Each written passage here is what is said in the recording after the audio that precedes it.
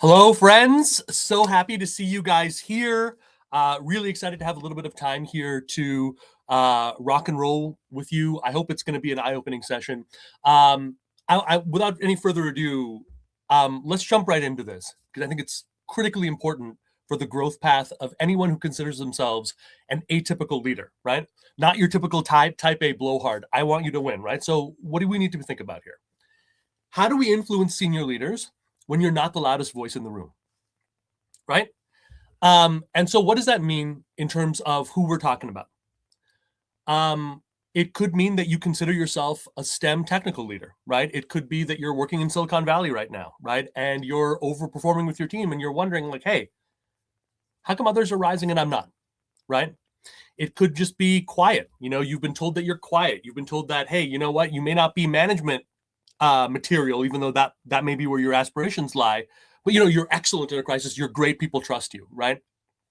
Maybe you're an operational rock star, right? A lot of people who reach leadership levels, right? They got rewarded for being like super competent, right? And over delivering, right? But not necessarily strategic impact.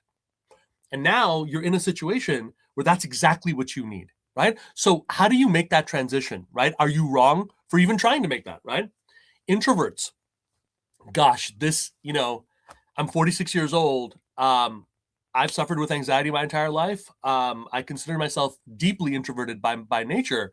The struggle with trying to make your ideas, right, heard and understood in a room with people who may not know as much as you do, who may not be even like in an elementary way apprised of the subject, but they can out-talk you, right? They're faster and more agile socially seeming, and so they win the day. And a lot of times these people, they just end up, if you're not able to properly advocate and maintain authority over your ideas, your domains, right? They'll take that, right? Give an inch, take a mile, right? So trust me when I tell you, this is not coming from I know better. This is coming from, I grapple with these challenges each and every day, right? And I know that it is possible for me, it's possible for any of us. If you want this badly and you're committed to it, you can change this. You can totally rewrite this and be as effective as anyone else in there, if not dramatically more so as you. Okay, that's the point behind this. Is why I wanted to take some time away from my clients, right? When you don't, right? When you don't handle this, and I'm sure you've seen this, right? You've probably experienced this, if not once, multiple times, depending on how wide of a career track you have, right? You stop ascending, right? When this perception of like just losing the room or just being ineffective or just not being taken seriously, right, as one of the main voices in that room, even when you should, your team, right? You can't advocate for yourself. You're not advocating for your people. Right? I can't tell you the number of times people have told me, Anish, the reason I need help, the reason I need to do something about this situation, yeah, I know that I should have stood up for myself, but this guy, Ted, he worked with me. He deserved that promotion. He deserved that level up. And because they don't take me seriously, he got passed over. And I don't know how I'm going to explain that to them. I don't know what to do when it comes to that, right? So self-doubt magnifies, right? You say to yourself, am I an imposter? Should I just give all this up and just be like an independent consultant for the rest of my life, right? Because something's going on, right? You start self-editing, right? And playing it safe. And that is probably the worst thing that you can do because your genius lies in that. Your genius lies when you don't edit yourself. Your genius lies when you don't play it safe, when you're able to take the right risk or two, right? So when we stop doing that and when we learn to be hesitant, that impacts not just where you are right now, it's a ripple effect that just has this unbelievable sense of dampening. And it sucks to work like that, right? And you don't have to. So here's the thing. We're talking about how this might affect me, this might affect you, this might affect your family, loved ones, right? But how about the culture of the company that you're working at, right? What I've observed is when people who deserve to have a voice are unable to find their way towards delivering that, then the culture continues to cater to the same old people, the same perspectives and blind spots, And shutting down ideas becomes something that people can become better and better at, right? Because they see that's the way that it really is, right? No matter what they say about inviting different points of view like yours, new ideas, new ways forward, no matter what they might say about that, at the end of the day, they're not backing that up with action, right? So people learn from that, right? And it turns away the very people who could really define the future of that place, right? And that's a big reason companies fall apart. So let's be real here. What are we going to cover here? The first most important thing, maybe, right? What is the biggest lie you've been told about this? What's the biggest freaking lie that you right now are holding as a virtue that is literally every day keeping you shackled, questioning, and secondary, right? Why garbage advice like just speak out more or be more confident, right?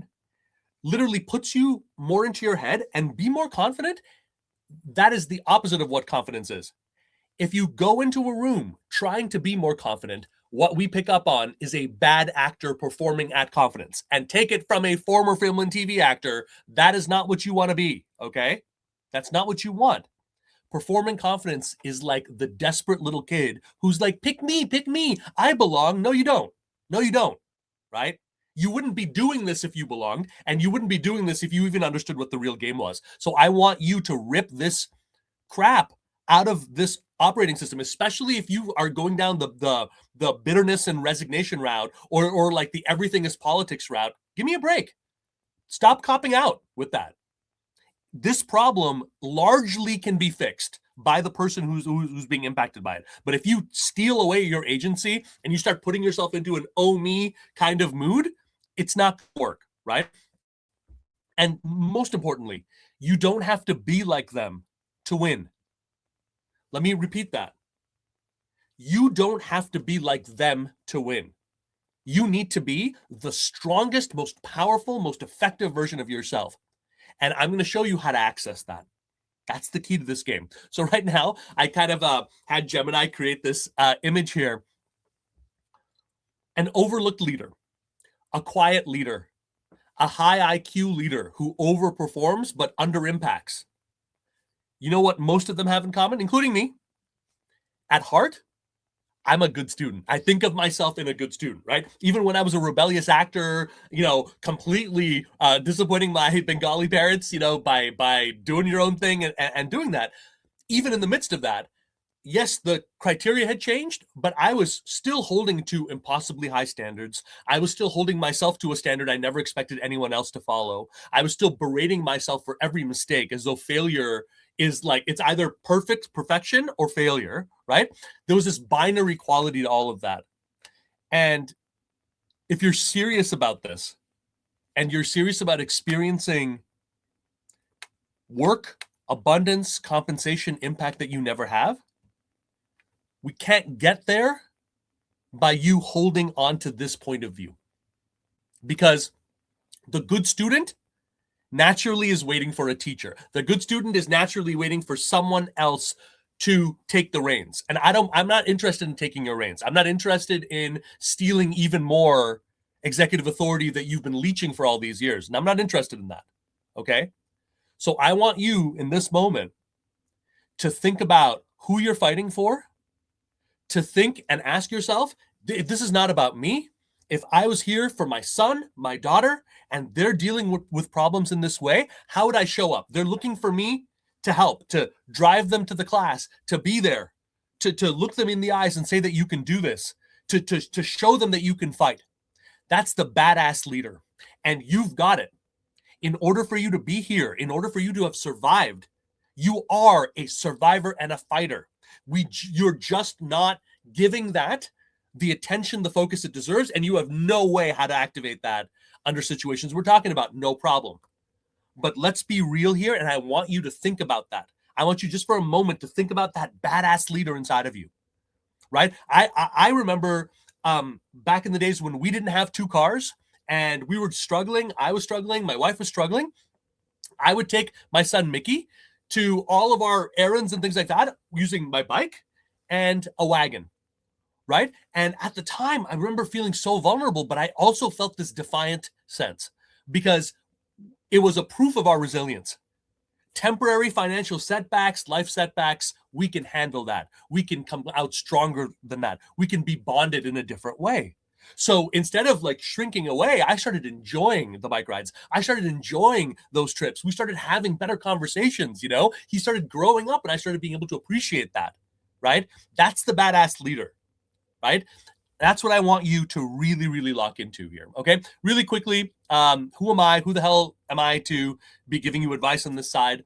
I've been an executive presence coach and a career coach for over 15 years now, helping overlooked leaders tap into their power and achieve transformative downstream results through this kind of a work is what gets me fired up, gets me out of bed in the mornings before my kids blow me up with school and the rest. Well over 60,000 hours spent on this. And what happens, right? What happens when you go away from pick me good student and into a different zone, right? Let's call it individuated leadership presence. The presence only you can have.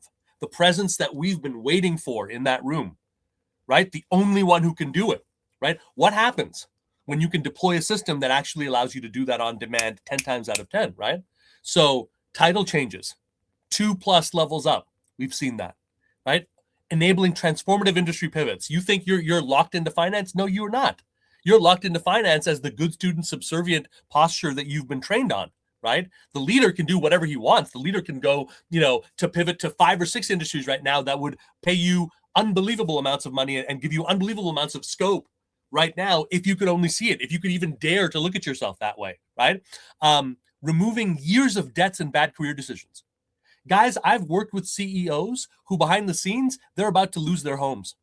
I've worked with people who have, very, very, very middling titles, but they've made fantastic decisions and they can make huge place for leadership without any of the risk or fears you have because they have a stronger foundation, right? I've seen it across the board. I know for a fact that your present circumstances have little to no bearing on what your future prospects are, right? But the key with all of this is to act in accordance with that now. When I hear people, and I was literally on the phone with someone who couldn't help her earlier this week, when I hear people say, I just need to be more confident and then I'll do this, or I just need to wait until next quarter and then I'll do this, or I just need to do X, don't tell me that you're a leader when literally the only way forward is you, like, pretty sadly giving up your agency to any Tom, Dick, and Harry situation there is. When I see a leader say, oh, I'm not going to take ownership of my career prospects and actually moving forward because I've got 1 or 2 things in the works, you're letting strangers determine your future's family, right? Your family's future. And that is subservience. That is good student. That is employee mentality. That is exactly the thing that the people who don't like you and want to take advantage of you pick up on. That's you. That's the signal, okay? So, and I've been on the other end of that, guys. I've been on the other end of being the least paid person in the office, working the longest hours. I've been in the zone of expecting finally that raise to come through and having that conversation turn into a defend your job conversation. I know it's unfair. I know that it would be better if your work just, stood for itself magically, right? Or you had a Pokemon who could come in and basically be your ambassador over here. Wow, look at this. But you don't, right? You don't have that. We only have ourselves, right? And that's enough. So I want to challenge that part of you that may have started thinking of yourself as a victim here. You're not a victim.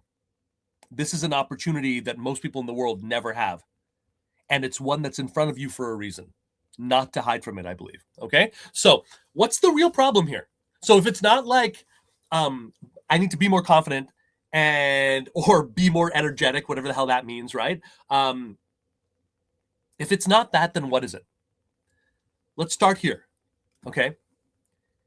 Whatever you think makes you not belong there, right? You're quiet, your introversion, maybe your analytical nature, whatever it is, whatever that is, your background is very different, right? Whatever it is. Number one, the big lie here that you've got to see through, the fact that you're different does not mean you don't belong. The fact that you're different means that you have a strategic advantage that only you can play. It's like you're entering a basketball team and you've got a specific skill, okay? You land 3-point shots. That's what you do. That's what you're a master in, right? Well, if you're entering a team that doesn't see that, that cannot recognize that, and drills you as someone who literally is a fighter on the court, my basketball knowledge is a little limited, so I'm about to run out of metaphors here. So I'll let you guys who are hardcore NBA followers take it on. But if all I do is learn that, and I never have a chance to really see the beauty of what I can do, I never see the chance of the impact that I can make, then yeah, every time I try to shoot this 3-point ball, everyone's going to be like, who the hell is this freak? What the hell is he doing? Right? That's the lie. This one-size-fits-all garbage that confidence is something that you can buy off the rack at freaking Nordstrom's, right? It's not true, right? But before we go deeper into it, and before I can start giving you guys a little bit of practical sort of hooks, because if you're data related, I know that you need that, right? It's all flim-flammery until you can get that detail, right? A plus and a minus, I would say. Just a quick note. Every time I do one of these things, take a little bit of extra time, right? And this is not just me. This is anyone out here in the wide world here. A certain percentage of you are lifelong skeptics. A certain percentage of you hate getting excited about anything, including your future, and you're looking for any reason to basically justify why you're in the same garbage state that you're in. And that includes literally taking your sense of failure and insecurity and putting it out onto the rest of the world, right? Anyone who's trying to help is a scammer. Any company that's trying to do better than what you've experienced is bullshit. There's really no hope for you. And I'm not going to pretend here that there is.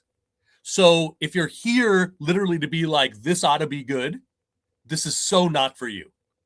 Okay?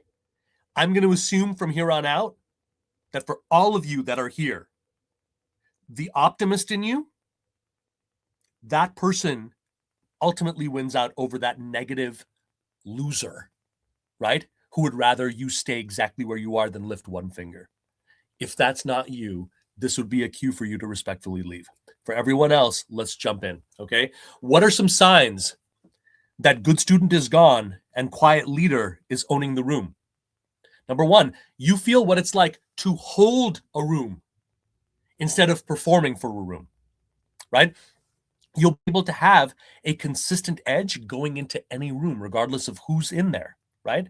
You'll be able to start spotting tell behaviors, okay? Giveaways like at the poker table that are stalling out your influence or that of your team members without you even realizing it, okay? Meetings will get shorter, calmer, more decisive.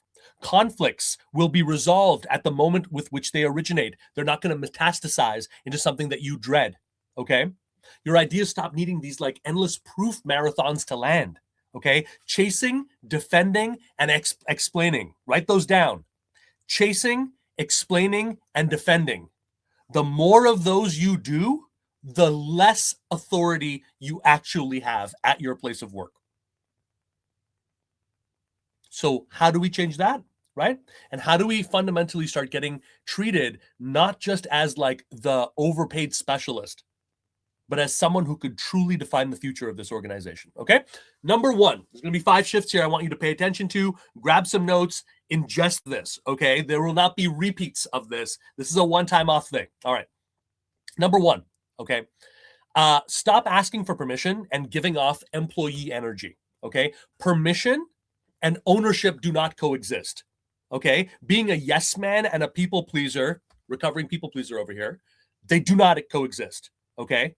If I got on here and all I cared about was somehow doing business with someone, somehow bringing in a client, somehow coaching someone who's there, then I could pretend to be confident, pretend to be an authority, but you would pick up on that. You'd pick up on this weird signal. You'd pick up on this obsequiousness, and that would make you rightfully question everything I say, right? I couldn't do this if my desire to move people forward was more unconditional than my desire to turn a buck, right? But when we come to corporate America, when we come to leadership, you're entering these zones where you need to be an equal in this. You need to treat it like you're talking to equals and peers. And because you don't, and because in the past you may have gotten rewarded for being this, good student, You just keep your head down and try to outwork it. Well, when you do that in a situation that requires ownership instead of permission, you become scapegoat number one. Okay. Golden boy turned into golden loser in 2 months, right? The try hard people, right? Like the try hard person who people like smile at your face, but they talk crap about you behind your back. That's a sign, right? Mr. Slide Deck. Hey, pal, how come if you've been in a company for over 5 years, why do you need to prepare slide decks at all? Why do you need to interview for a promotion when they've been with you every single day? Okay. I want you to really see this as a leader. Okay. See the behavior and ask yourself, what does that mean? Employees never ask about context and meaning. Employees just absorb it all because they don't feel they have a right to do it. You have a right, right? But as long as you persist, right, in this delusion that something is wrong with you, right, it's never going to work. And as I said, leaders can sniff that out. So what's the new paradigm here, right? If asking for permission is not the win, what do we need to do? Okay. Before we enter the room, already, okay, in an ideal world, you have deeply, deeply connected to your unshakable sense of worth, unconditional. You have deeply, deeply connected and internalized whatever the short-term goals here and have clarity on its relevance to the big picture, okay? Not your biased clarity, real clarity, right? You understand the long-term goals. You're willing to fight for the long-term goals. And you have a brutally honest, not I'm BSing people, not my PR version voice of where we are. Many of you in Silicon Valley, when I talk to you, I can tell why your careers have stalled out because you don't respect anyone to be honest with them. You got fired 3 months ago from Oracle, but that was exactly what needed to happen. You have no idea what you're doing with your life after this, but you have a perfect plan, right? You can't even make eye contact with someone for more than 3 seconds, but you want to lead global teams. Give me a break. Nothing pisses me off more than seeing insecure, analytical people try and fail in a half-hearted way at something they do not understand and just reveal themselves for being so unbelievably out of touch. Guess what? Being in the tech field and being a leader requires you to have great social skills, requires you to have great influencing skills. And if you can't do that, then give up the dream of going higher. Stop making yourself miserable if you're unwilling to pay the price, right? Tired of that. Tired of the egotism of that. Time to learn, right? Time to do something different than stand on the insecure ballast of there's never been any problems. When you try to do that, everyone knows you're full of shit. So who are you kidding? Bring in the errors, bring in the mistakes, own it. Own a more holistic version of what you do and who you are, right? Zero pulled punches. When there's a hard question, you ask it. You don't sit on it. You don't worry about interrupting the flow. You don't worry about raising that hand. You don't worry about having that hash out over that thing that we don't understand. Because if I don't do that, I'm saying that I'm not honest with you. I'm saying that my desire to get an outcome from you is more important than the relationship with you. That is the kiss of death. You have done this. You have felt what this is like. So let me ask you this. Here's the big question I want you to ask. Tell me, when it comes to talking about your work and your people, what are your rules of engagement and what are your no-go zones? What are the ways in which we can dialogue, address, negotiate that work versus don't? And what are your no-go zones? What are those areas that no way, that's a no? What are your areas that say we are never going in that direction? We are never moving in that direction, right? Like, what's your no-go zone, right? For me, narcissists, right? Like, absolutely knows if I was dying in the street, I would not work with one because I grew up with a father who was one, right? That's one of my no-go zones, right? Toxic people who legitimately leave places worse off, I would die in the street rather than help. Truly. That's one of my no-go zones, right? It's not conditional on you. It's not conditional on some rando who showed up on a webinar. That's me. That goes to my heart, my values as a father, as a professional, and as a man. Mistakes and all. Where are yours? Truly, what are yours? And I don't want you to make up for it. I don't want you to go into good student. If I were to ask your senior leaders in your company, hey, what is this guy's no-go zones? Would they have an answer? I doubt they would. I truly doubt they would. Well, guess what? That's a huge red flag.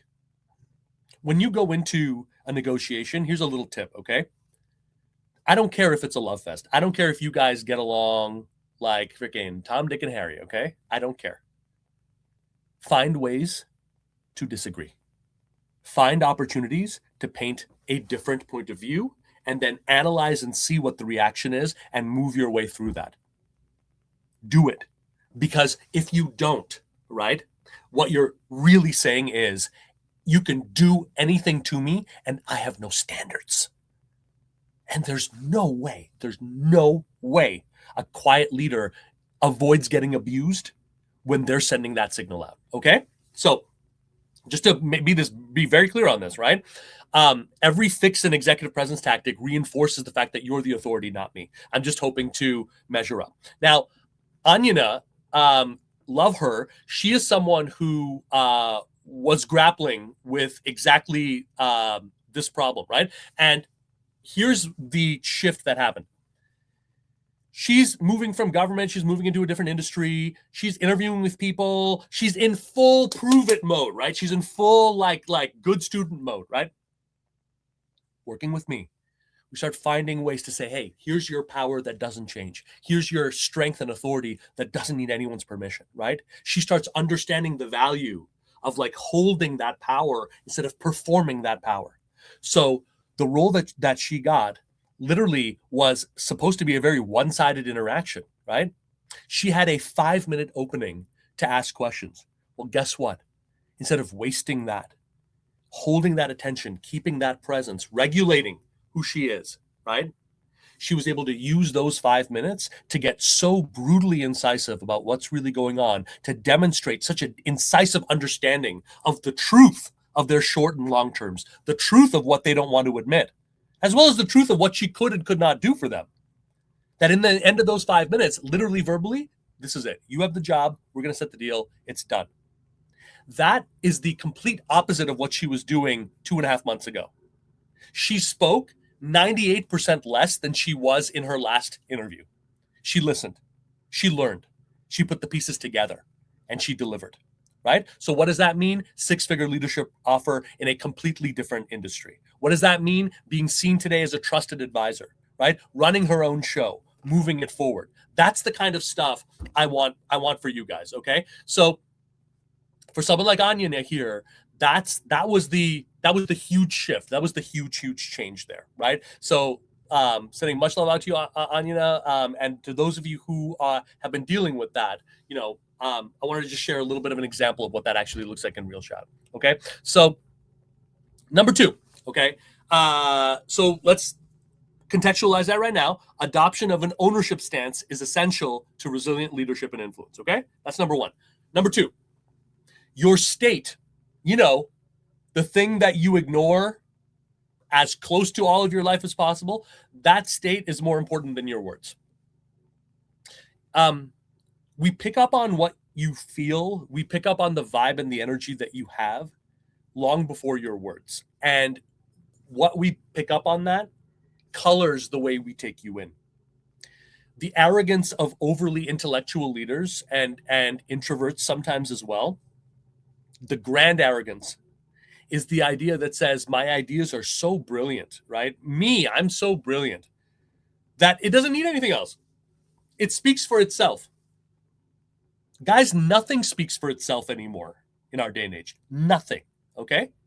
In senior rooms, right, what they're evaluating, the second you walk in that door, okay, they're not thinking about your plan. They're not thinking about your data. I know that's what you're worried about. You're worried about, did I get the labor costs right in order to influence them? right? Because you like to believe that it's just like this unemotional mental game. It's comforting for you. It's not the reality. Here's what they're evaluating. How steady are you? How are you holding yourself in silence, especially? How much tolerance do you have for tension? And for me, most importantly, right? When things get uncertain, when things get, we don't know, right? Do you collapse or do you hold fast to what is necessary, right? What they're trying to pick up on, right? And this is not a one and done thing, right? You might have trust in a certain context at work, but now when the time comes to talk about that global marketing push, boop, that trust isn't there, right? They're reevaluating you in the room because there's a new context, right?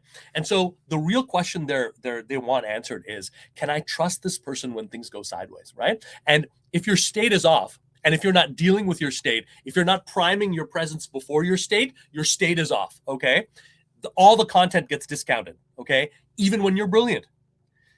The biggest mistake I see quiet leaders make is reactive presence. You got so in your head prior. You did such bupkis in the real thing before that when you're in there, you're grasping for ideas that you can't even recall. You're feeling a sense of flummoxedness over things that you should be able to handle. And you're reacting to what people are doing, right? You're reacting to the vibe and this and this. This is your posture. You're reacting, right? Fraud, imposter, fake, someone who doesn't belong, someone who's making it up, someone who can engage with me as a human being, but has to pretend to be a freaking computer, right? That is not the person that we trust when things go sideways. That is not the person that we can move forward with. I've got 3 kids. My eldest is 12. My youngest is 7, right? When my kids were younger and when Teddy, our youngest, is scared and he comes into our room, if I wake up and I'm like, yup, oh my God, what's going to happen? What's the help? What are we going to do? It's hopeless. But I can see that. I can take that in. I can anticipate that. And even if my heart is racing, even if I feel that sense of fear, I can reorient to what is important. And despite my fear, I can do what is necessary. And that's the trust of knowing someone's spirit and energy and presence is durable, not just conditional on your freaking plan or your freaking job. If that's you really want to ask yourself, when was the last time you truly dreamed huge? When was the last time you really went for it, right? When was the last time, let me put it to you in a more specific way, that the feelings that you had in the interaction aligned with what happened in the outcome? Because I would be willing to bet without state control, right? Even when you pull off a win, that thing, it sucks. It's stressful because your heart has no idea where to go. And it's literally like sabotaging you while you're suppressing. And that just doesn't work, guys. It just doesn't work, right? So if you're finding like, hey, I'm talking faster, I'm rambling, right? I'm going into myself in silence. I'm trying endlessly hedging and justifying, right? Or worse yet, I'm going into convincing mode, right? All of those things say, hey, look, I'm not sure I believe in myself, so I need you to believe me, right? And senior people do not put any long-term trust in that, okay? Fernando, someone that I loved working with, right?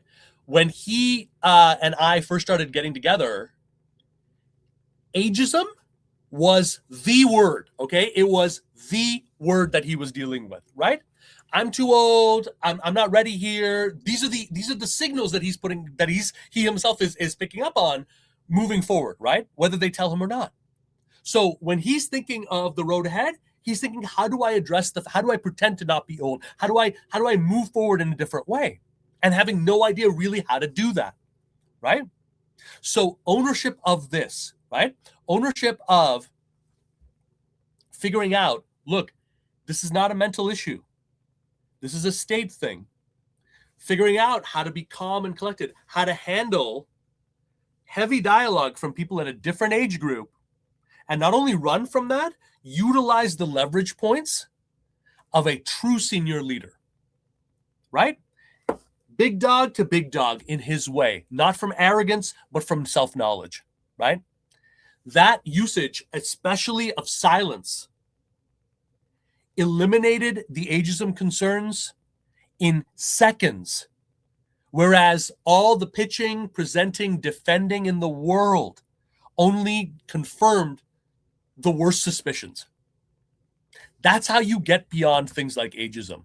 Not with a resume hack or a LinkedIn hack, okay?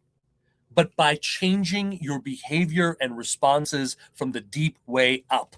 And when you do that, no one can stop you. No one can stop you.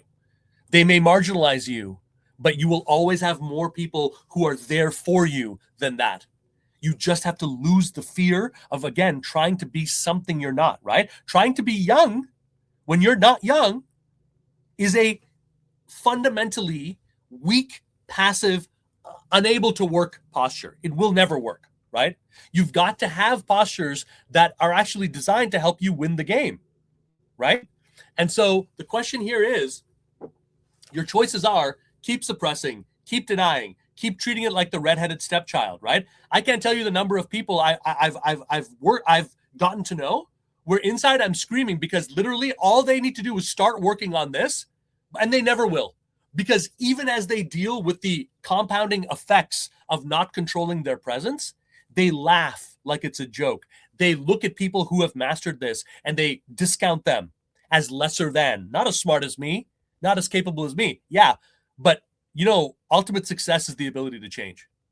Rigidity is what kills careers, and rigidity is the difference between a winner and a loser, fundamentally, right? An inability to change, an inability to shift, right? Fernando was deeply able to shift and change.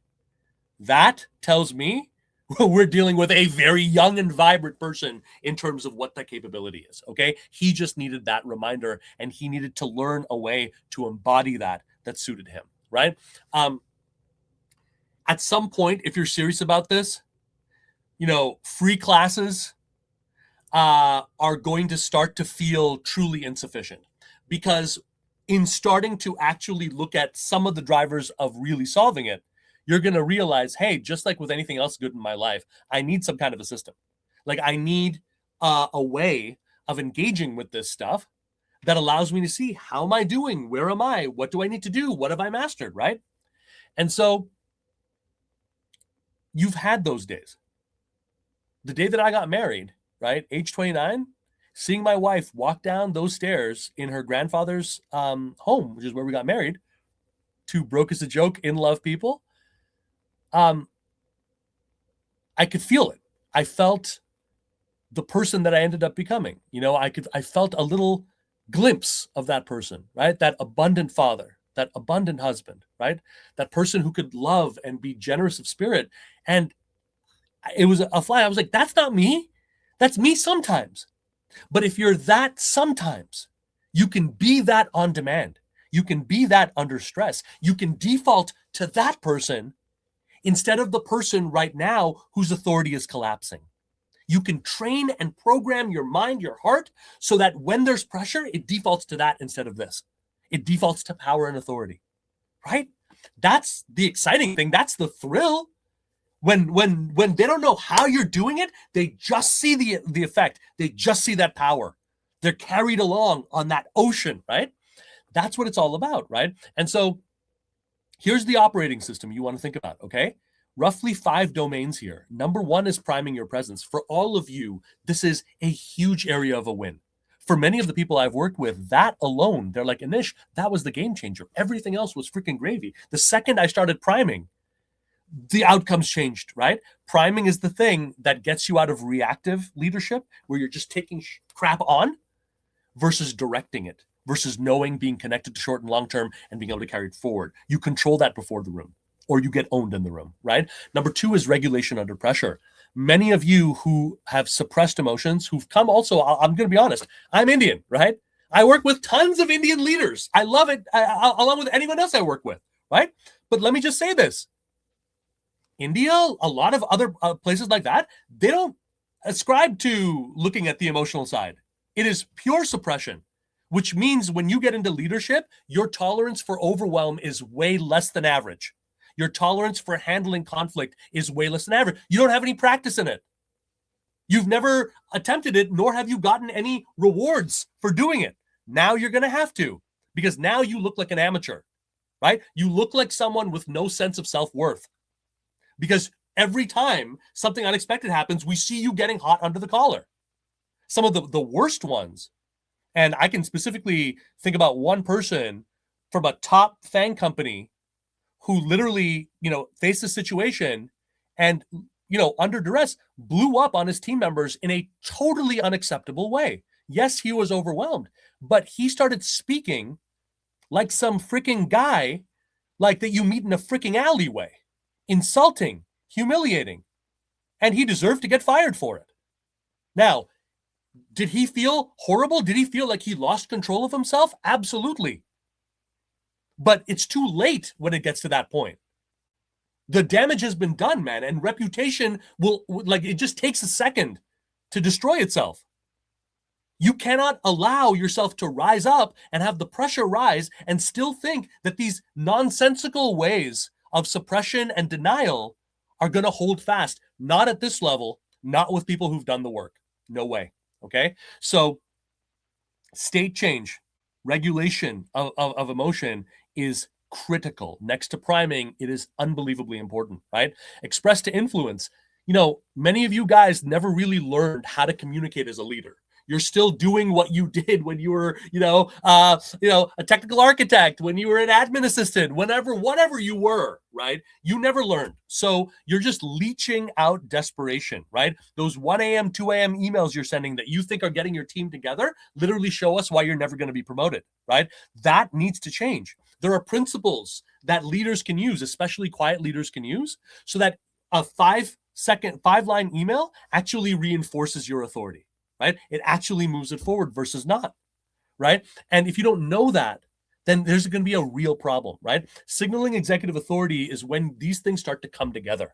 When you start to actually command presence and state, right? When you start to express to influence, that's when really fast things start happening.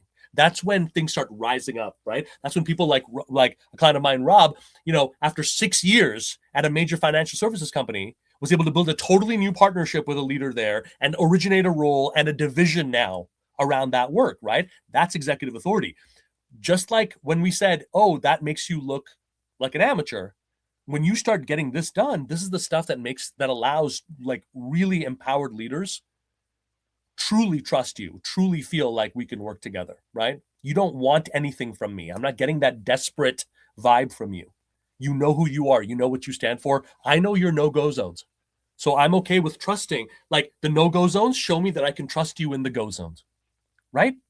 That's signaling executive authority. Solidifying the shift is the career-long process of working on these things, because as you start doing that and you start getting positive reinforcement, listen, you're going to have to keep working on it. This is going to have to become a part of who you are as a leader, right? And it will impact positively everything from what's happening in your company to the interaction you're having with the busy barista at Starbucks, right? But if you stop, it will revert back.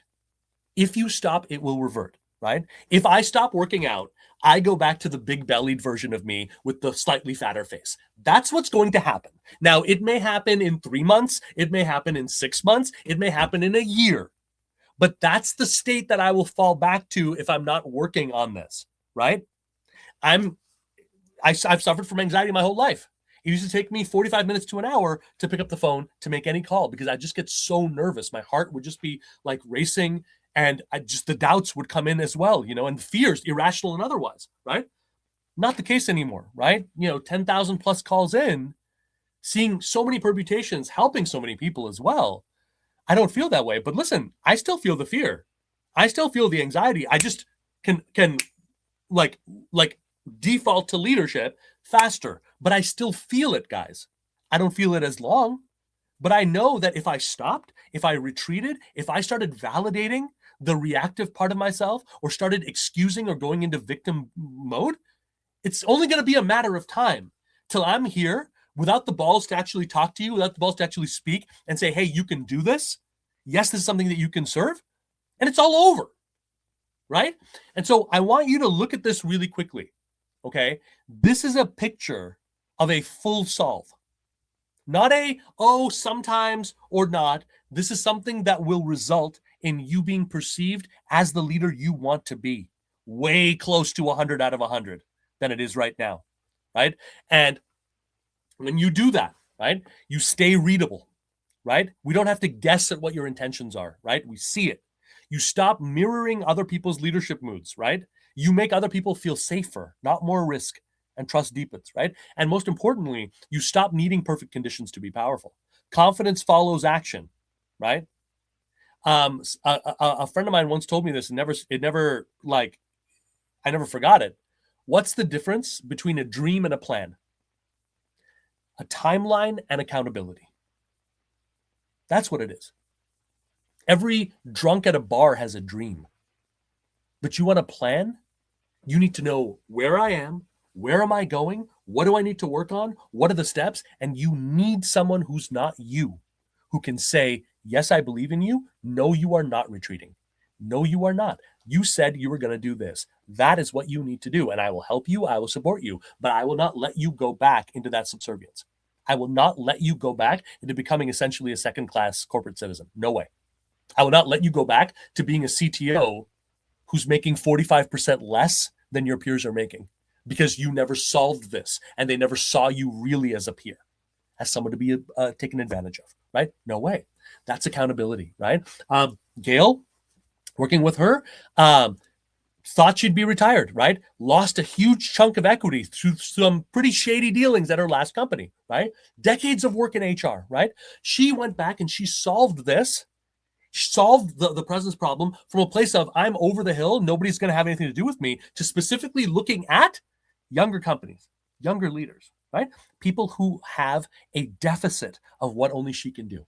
And the pleasure she has in going into rooms with guys who are in their 20s, 30s, right? Way more self-worth than net worth and all the other nonsense sometimes, right? And she's able to say, that's stupid. Don't do that. We did that at a much higher scale there. This is what the downstream results were. Is that what you guys want? No. Okay. So take it from the Oracle. Let's look at it a different way. And they love her for it. They love her for it. That's the pleasure and that's the magic of owning your mojo, your presence. That's the magic, is when people, their eyes light up because we see, hey, Anjana, we see Sunil, right? We see Sarah, we see Aaron, right? We see Jordan. We really see you, right? And we trust you.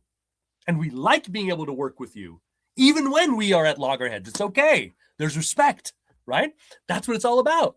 And so this last role, which she took on because she literally was like, I don't want to teach my granddaughter that careers for women ends with a whimper instead of a bang, which I loved so much to hear. And I hope that her granddaughter knows and realizes that kind of fight and that kind of warrior spirit is not ever tied to age or gender. It's in you. It's in your spirit, the spirit of the survivor that you are, right? And so just to wrap this up, I know we went a little bit long here. I do have a session coming up here.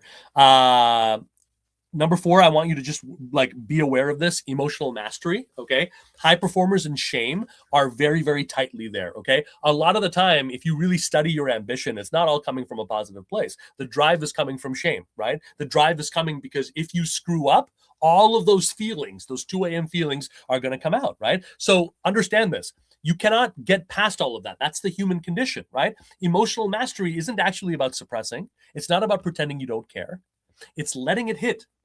It's refusing to make it your identity and keeping the boundaries intact anyway. It is not mirroring aggression. It is not internalizing contempt. And it is absolutely not agreeing with their distorted story about who you are. You know who you are. You know what you can do, right? And so remember, state, emotions, these are the things that people pick up on. These are the things that if you can control, give you this amazing advantage, right? This is presence under pressure, right? And when you don't have that, that's when defensiveness comes in. That's when over-apologizing and self-sabotage. That's why I say the more time you're spending every week chasing, explaining, and defending, the more I know there's problems here. Okay. The deeper that is, the more any window of changing really starts to close for you. Right. And listen, presence is the engine, emotional mastery is the fuel. And when the two combine, your powers of influence are at peak. That's when you see just beautiful, beautiful, beyond plan outcomes, And if you've come with me this far, believe me when I tell you, I want you to experience that. I don't want this year to just be another freaking repeat, more in the same of the same freaking problems, because the more it hardens, the more you're telling your heart that it is in fact unsolvable. And the more you're telling your heart, no, I actually bloviate, but I actually don't believe that I can. And then you're screwed. So last one, don't make the mistake I did. Don't make the mistake that a lot of people I see do. You got to leadership. You got to a good place in your career. You're making money happen. You're making moves happen. Or maybe you're in transition between things, right? You don't have to untangle this all alone. You don't have to go out there making it up. And you don't have to be defaulting to that good student, subservient, false leader under pressure. And if you're in any of those situations, you are regularly under exposure and pressure, right? So just understand there's only there's not a limitless appetite to sit there and watch you squander and fail. There isn't. Nobody wants that. People are only going to forgive that up to a point. Then it starts becoming embarrassing. Then you start becoming a liability, right? And then you're going to have to restart again somewhere, assuming that bitterness doesn't take you out of the game and you just sort of crawl out with your legs with your tail between your legs, like many people I'll talk to between the ages of 55 and 65 onwards. Anish, I just want to survive a few more years. I just want to make it out without getting hurt too much. That's what a lifetime of not dealing with this will do. And that's leaving with a whimper. Leaving with a whimper. And that's not a legacy that I feel comfortable sharing with my kids. And I hope that that's not the legacy that you are pre-planning for, because that would suck. And that would really betray the best of who you are. Right? So what does mentoring do, right? It gives us a chance to look at this not in a general capacity, but what are you specifically dealing with right here and now? What are the exposure points? How is your behavior actually being perceived? What are the signals and the tells here, right? And it's a way for us with hyper specificity to change this story from I'm failing at this right now to I'm getting better and I'm seeing results in real time. The faster that happens, the faster you can see that change in the room. Right? When I work with someone, every week they're seeing those changes. So there's no theory in this, right? The system they're learning works from action 1 to action 100, right? You have to get into that zone fast to start telling your mind and heart a different story. Okay? That's how the years start becoming productive. That's how years of self-sabotage can turn around, right? Assuming the person is committed, assuming the person has some courage, assuming the fight is still in them, and that hasn't been stomped out by bad experiences, right? That's how you make bold moves with a safety net, right? When you see people rising up, and you're like, man, the balls that it took. Yeah, but they had help. They had someone in their corner who could believe in them, see them, say, nope, you're not going backwards. I'm with you there. Nope, I know you're intimidated by that CEO. We're going to script it so you know exactly what to say and exactly what to look for. And we're going to debrief immediately after that so you know exactly how to follow up. And that's how you get the outcomes that you want. That's how it goes. Shame makes you isolated. Shame tells you that there's no hope and you're making these bullshit judgments based on zero data and you're really hiding in front of a computer or hiding at work. That's shame. The opposite of shame is opening it up. The opposite of shame is saying, hey, I could use some help. I want to investigate this a little bit more. That's me. So if that's you, I don't know if it is, but if it's you, here's a link I want you to grab here. helloanish.com/apply hyphen presence. I never know what to call that thing, that hyphen thing. But here's the URL. This is not, again, if you're a tire kicker, this is not for you. If you feel you've gotten enough out of this, no problem. But if this is if this has whetted your appetite and you want us to meet and really go into some of these details here, I'd like to see what's going on. And I can absolutely help you and provide clarity. If the way that I can help you looks like it might be beneficial to talk about maybe potentially us working together to affect this magic right here and now for you in your career, we can talk about that. But obviously, that's not conditional to it. I will help anyone who cares enough about their careers to take some time to have this discussion. Okay? Just don't waste my time. So if that's you, helloanish.com/apply-presence. You're going to see this page here. It's going to break down our time and what we're going to be doing. I'm not interested in any like obfuscation here. Cards on the table. If this is you, you'll be able to apply here. If you don't see this, just hit refresh. Sometimes it just doesn't show up here, but this connects directly to my calendar. Let me just show you what that looks like here. This is the page. Here's the different aspects here. And then right at the bottom of the page, you can just like 4 questions that goes to my calendar. If that's right for you, there should be a couple of spaces. If you don't see any spaces right now, it is just me. Check in the 24 hours and some might open up. Okay. It was great talking with you guys. And thank you so much. Thank you for the comments, guys. Thank you for the engagement. Love having you guys here as part of my world. Keep the fight going. Know that I believe the hell out of you and know that I want you to succeed. Okay. More than the average. I want you to succeed. Have a great day, guys.